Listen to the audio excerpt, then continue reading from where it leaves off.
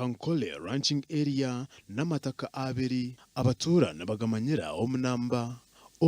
ranch number 88 na ranch number 89. Ranch number 88 negamba kuba muhika bishatu atanu nimwe. Ranch 89 nibagira ngo ni hika 2 abatura abakugira ngo nibenda kubanyaga hitaka nibagira ngo rukabahebwa government binji bahirizeho n'imyaka iri kurenga 30. Tukwebasa mwe ka government twantugisha ubuyambi kwete yamuka urashonga zitu arekene mukamuka tiyamba Minisita w'ibyamataka ba MP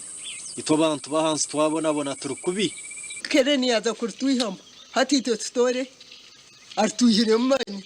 kandi bwari kureta bembundu bakastahanda ito store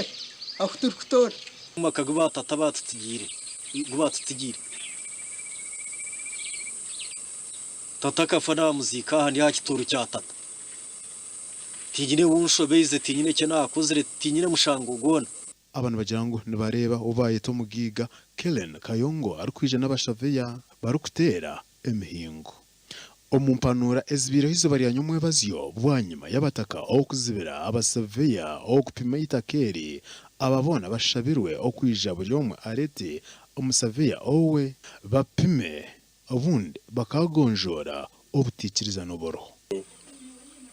government ngo munyambe ninkwinza kandi nizankabya twarkwije buriju bantera twarkwije ntera arukutera cyo ariko nyiho umwanya gwanjye kandi nti nasibira nenti kozi ku mwanya gwanjye ngo bampayire abashirikani baje bayitwara bazikingira ibine mutu tukoiraho ejina damu numugireba ejina twita miliyoni 85 ejina ne musiri none famu kutuzikozire yabe naza kutsiga bansigisa ni hano umugiga urukugambwaho Kellen Kayongo nagira ngo we ategerize ebero ibabahire baza itaka twatera bagira bati nabati bagira